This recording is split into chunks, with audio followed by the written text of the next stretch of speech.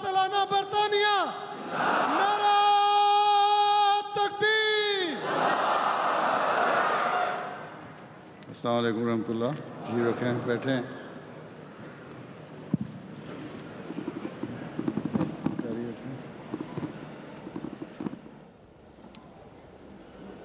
Beloved Hazur, Assalamu alaikum.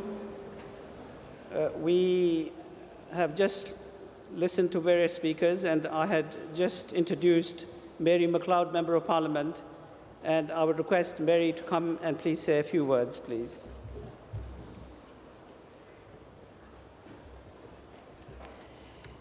Your Holiness, guests, and everyone attending this convention today, Assalamu alaikum. Thank you for inviting me to your 46th annual convention, or your Jalsa Salana, and for the really warm welcome that I have always received coming here. It is a real honour for me to speak today at such a wonderful gathering, and I bring with me warm wishes from the Prime Minister and the Government of the United Kingdom. Thank you also for the friendship you have shown me since I became the Conservative Member of Parliament in Hounslow for the constituency of Brentford and Isleworth in West London in May 2010. Stretching out the hand of friendship and peace is so important in this world today. You did this to me personally, and I thank you for this. It was also a great opportunity recently to be at the wonderful opening of the Hanworth Park Mosque, and I wish them all the best there. But I became a Member of Parliament 2 years ago after a career in business in the city because I wanted to change this world for the better. I wanted to make this world a better place, and I know we share this ambition. You are already helping to achieve this, and I admire the work you have done.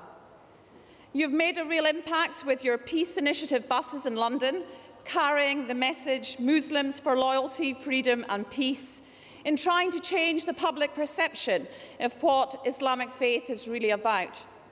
You've also helped in many local communities with social projects. The youth group organised a Feed the Homeless distribution session in Hounslow in December, helping people who were really in need on their doorsteps. And you have raised much money for many charities, including in this very special year for the United Kingdom, the Queen's Diamond Jubilee Charity Walk at the Tower of London. You've taken an active role in helping to create friendship and peace across communities in this country. So many people just talk about the importance of society, community and friendship, but each of us has to do it and show it. We have to be that change. We have to show individually through our lives what we believe is really important, and that is what you have done. An example of this was His Holiness in the excellent letter he wrote to the Pope earlier in the year about encouraging religious tolerance and promoting human values. Around the world, we need to keep standing up and speaking up for the need for religious tolerance. It is needed now more than ever. It is incredible that today that people are still persecuted for their religion and their beliefs. We need to raise awareness when these atrocities take place and not be afraid to say with one voice that persecution for someone's faith is unacceptable. The only way we will have peace in the world is if there is religious tolerance. And the only way we will have religious tolerance is if people truly believe in their hearts that we should have love for all and hatred for none. As part of this, we have to focus on the human values that unite and bind us together. That will help in creating respect and friendship within a community and across communities and across nations. I believe the values of freedom, fairness, equality and respect are crucial to creating a meaningful and caring society. And it is these values that will create peace across the world. Because in this world today, we do face many challenges, whether it's rebuilding economic growth, creating peace and stability across the world, or removing the threat of violence and terror for all. And together, we can do this. Today, I just want to leave you with one thought. Everyone who is here today men, women and children, old and young, wherever you are and whatever your background. You have a role to play in the world. You are on this earth for a reason. You have skills, abilities, ideas, experience, determination, commitment and enthusiasm that can change this community you are part of and the world you live in. Let us continue to all play our part and encourage others to do so also. That by working together we can make a real difference. By working together we can change the world. And by working together we can leave this world a much better place for future generations. I look forward to working with you, God willing, in the months and years to come. Thank you. Assalamu alaikum. Nare Takbir! Jamaat Ahmadiyya UK! MP Mary MacLeod! So our next speaker is a Member of Parliament, Seema Malhotra. She's the Member of Parliament for Feltham and Heston. She founded the Fabian Women's Network and was previously the National Chair of the Young Fabians. She serves as an advisor to the previous Labour government. She's a very good friend of the Jamaat. I'd like to welcome her and ask her to say a couple of words, please.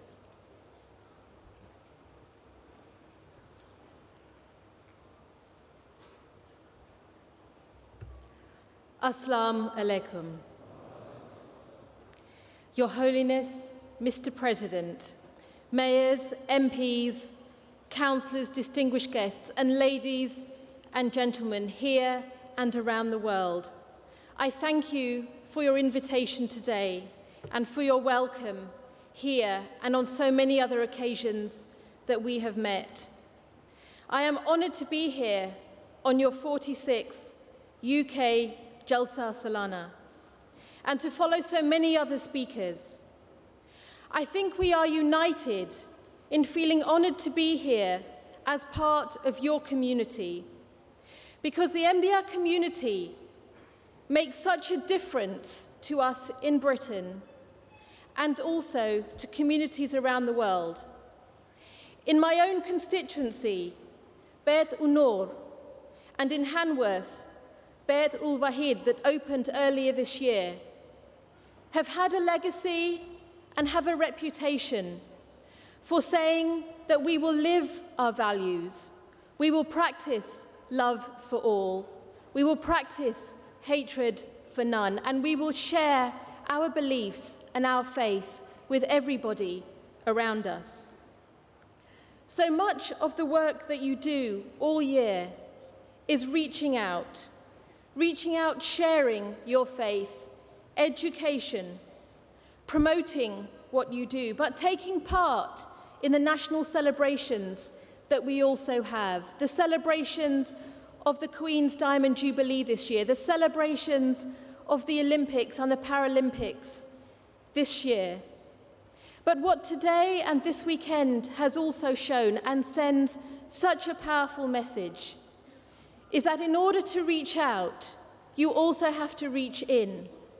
And this weekend, with its emphasis over the last over 120 years, is about character development of us as individuals, to have a time in the year when we can reflect on what can make us better individuals and what can make us better aligned with those values that guide our behaviour every day.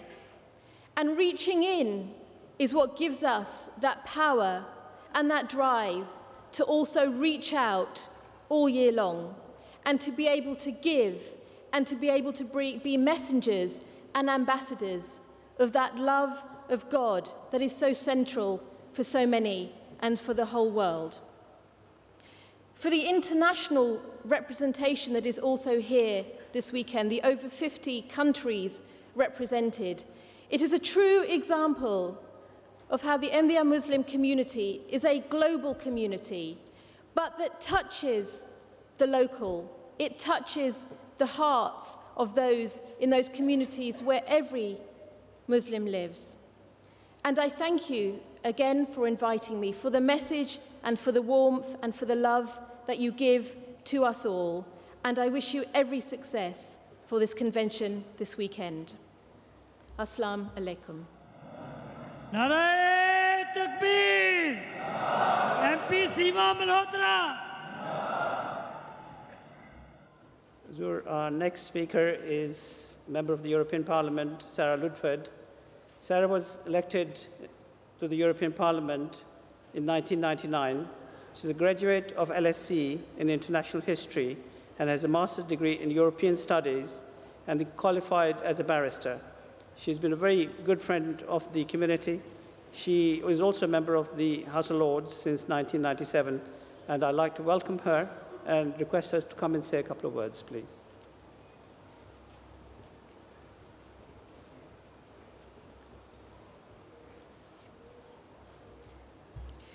Assalamu alaikum. Your Holiness, Mr. President, I am delighted to have the pleasure and privilege of being with you here today at the Jalsa Salana. It is not my first visit, but it's probably been among the most enjoyable and valuable that I have had, and I thank you from my heart for that and for the welcome. I'm very pleased to represent London, one of the members of the European Parliament who represents London, and therefore Putney, Southfields, where the first London mosque, the Ahmadi Muslim mosque, is located. So this year we've had London 2012, and as the centenary of that mosque will be in 2024, I look forward to London 2024. My colleague Mary MacLeod mentioned she was bearing a greeting from the Prime Minister. I'm pleased to say that my party leader, the Deputy Prime Minister, has, I believe, sent a video message, and I'm very pleased about that. I'm also very pleased to have heard on behalf of Emma Nicholson, Baroness Nicholson, who was my colleague in the European Parliament for many years. I've also got other friends here, Lord Eric Avebury, and Mayor of Sutton, Councillor Sean Brennan. So it's very much a home from home. But what particularly connects me to the Ahmadi Muslim community is the solid message that His Holiness and your whole community emphasises of religious freedom and mutual respect. I was privileged to be in the Ladies' Convention and heard a part of the remarks of His Holiness and the part where he stressed the right of every individual to choose their religion, or indeed none, and not to be oppressed and to be compelled into adopting a religious denomination that is not their own. And I'm afraid, as we've heard from other speakers, there are far too many countries around the world where Ahmadi Muslims cannot live in peace and tolerance and freedom. And that is completely unacceptable. And I believe that the European Union and the European Parliament, as part of that, has a major role to play in international diplomacy and in promoting human rights. And I am ready, as I have been before, to continue to support that cause and to press the EU to use its best endeavours to try and secure religious freedom elsewhere. It is also completely unacceptable when those, the violence and the repression spills over into this country, as is happening.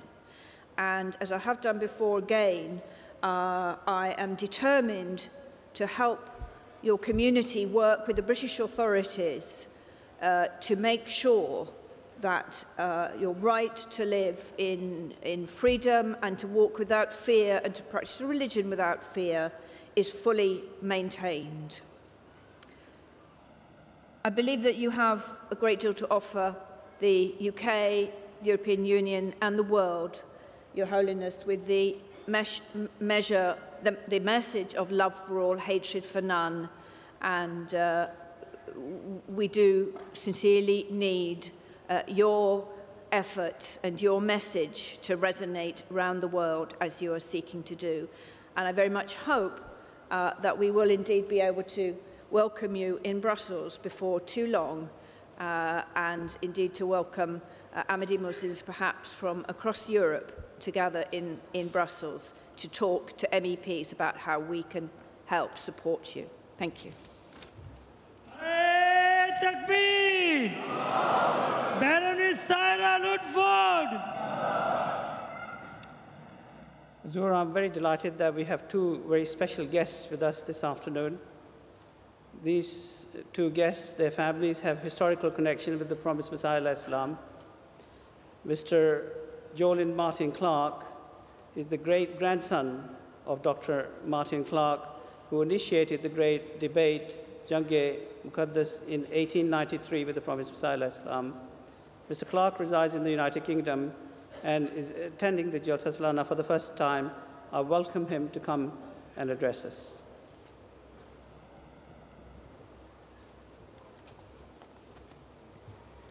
Your Holiness, my friends, Salam Alaikum.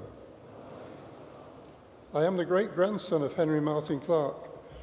He is perhaps infamous in the history of your community, but I would like to tell you a little more about his background and his character, then my perceptions of your community, and finally, a little bit about myself. Henry was adopted by the Reverend Robert Clark and his wife in 1875. It is thought that he was left outside the Reverend Clark's mission in 1875 in Peshawar. It is believed that Reverend and Mrs. Clark had just lost their firstborn child. He was known to be an Afghan. I suggest that the name Henry Martin was an acknowledgement and affection for Henry Martin, the priest and missionary whose life influenced Robert Clark's mission. It is thought from my own family history that some of their 11 children were also adopted local children. I am indeed in touch with the grandson of another of Henry's brothers. Henry was educated at Edinburgh University, and he obtained his medical doctor's degrees in 1881. At the same time, he also passed his divinity qualifications to become a missionary. This was achieved by the age of 24. At the same time, he also courted a Scottish girl, Mary Emma Ireland. They married in January 1882. In February the same year, Henry and his new bride of 12 days set off to join his father in Amritsar to work as a medical missionary, the same journey that his father and his new bride took about 30 years previously. Henry had two sons, both medical men, and both returned to Edinburgh on Henry's death in 1916. In 1897, Henry Martin Clark filed a complaint against Hazur, whom he alleged had plotted to murder him. Hazur behaved impeccably, believing rightly that the truth was above the lies perpetrated towards him. Robert Clark died in 1900. Henry was present at his death. Henry returned to lecture at Edinburgh University on tropical diseases. He died and is buried in the Dean's Cemetery. For a man who had a large influence in India and Scotland, it really is a little sad and lonely. I did not discover the grave until recently. Henry had dissolved into the mists of time. However, I did feel drawn to his grave by a higher power. As I was hunting down my late grandfather, little did I realize that my soon-to-be friend Asif was also on my trail. I'd known that someone had requested a photo of Henry's grave. I had a friend request from him and an email too. Well, he's an excellent researcher and also a very persuasive man. I visited the exhibition in London and also both mosques, but the highlight was an audience with His Holiness. Very difficult to put in words what I felt. A depth of feeling, warmth and understanding I've never felt before. Here was a good man, a great leader, sincerity with humility. I was shaken. I still am. I returned for the peace conference. We spoke again. I had the same feelings as I do now. I've returned.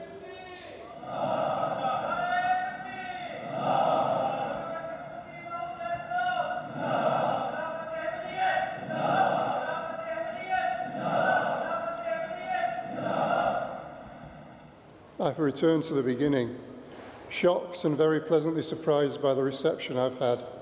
Never dreamed I would find out so much, The internet's such a fantastic place. So perhaps a few words about myself. Qualified as an engineer, worked for a large electronics company. I entered teaching and soon became concerned with those learners with disabilities and difficulties, wanting to know more. I qualified as a dyslexia teacher from Edinburgh University, currently working at Blackpool and Fylde College coordinating support as a specialist support tutor. I am indeed indebted to you all. Love for all and hatred for none has been my theme in my own family and also my practice, and will continue to be so. Thank you. Narae Takbir! Mr. John Martin Clark! Jamaat Ahmadiyya Alamgir! Ghulam Ahmad Gi! Ghulam Ahmad Gi! Narae Takbir! Huzur, our next special guest is Ms. Anne Buckley. Ms. Anne Buckley is the granddaughter of John Hugh Smythe Pigott, with whom the Promised Messiah Islam exchanged correspondence in 1902. She too lives in the United Kingdom, and I'm honored to welcome her and request her to come and say a few words.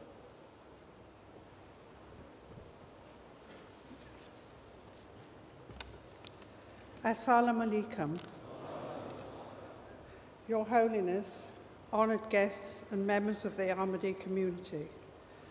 It is an honour to be addressing such a large congregation of Ahmadi Muslims here in Britain, as until about a year ago, I have to admit I knew nothing about you, and certainly not there was a connection with my grandfather, who I understand you know as the Reverend John Hugh Smythe Pigott, but I have only known him by the name of Beloved.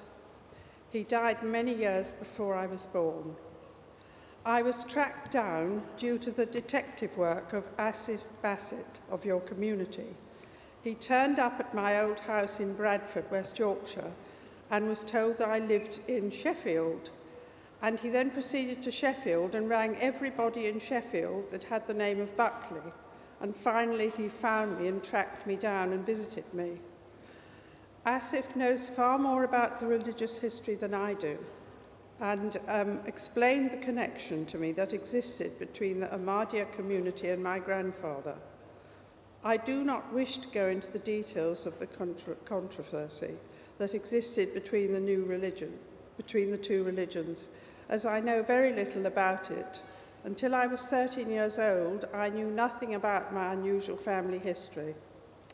I find it very strange that members of your community appear to know more about my grandfather than I do, and also members of my family don't know much about it. An old lady who knew him well said to me and my sisters when we were children, and I quote, "Whatever you have heard about Beloved, he was a truly kind and loving man. I am sure that he would, if he was still with us, want to spread a message of peace, not war, in these very difficult times we live in. It has been an interesting and a great pleasure to know your community, and I have been honoured to have been given an audience with His Holiness, and I have met other members of the community. I wish the community the very best, especially in their work of spreading the message of peace in the world. Thank you. Nara Takbir! Ghulam Ahmad Ki! Ghulam Ahmad Ki! Jamaat Ahmadiyya Alamgir! And Buckley! Huzur, our final speaker needs no introduction to the Ahmadiyya Jamaat. Lord Eric Avery is a great friend of the Jamaat. He's worked tirelessly to promote peace in this world. He was the chair of the Parliamentary Human Rights Group for 21 years, and he was awarded the Ahmadiyya Peace Prize for the advancement of peace in 2009. Indeed, he was the first recipient of this Peace Prize. And he's well known to all the Ahmadis around the world, so it needs no more introduction.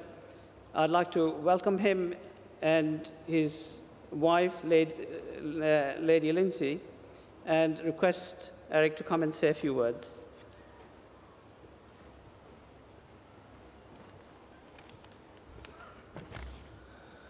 Your Holiness, Mr. President, Brothers and sisters, Salaam alaikum. It's always an enormous pleasure and a privilege to attend the Jalsa Salana of the Ahmadiyya Muslim Association UK. And it's a pleasure because it gives Lindsay and myself the opportunity of renewing contact with many old friends, and a privilege because we so much admire the philosophy of the Ahmadis, which is encapsulated in the slogan which you've heard repeatedly this afternoon, love for all and hatred for none.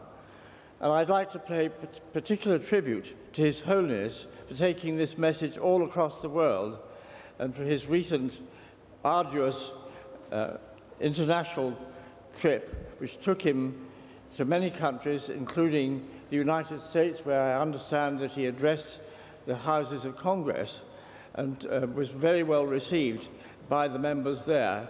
So it is fantastic that His Holiness has the energy and the determination to spread this message of love for all and hatred for none all over the world.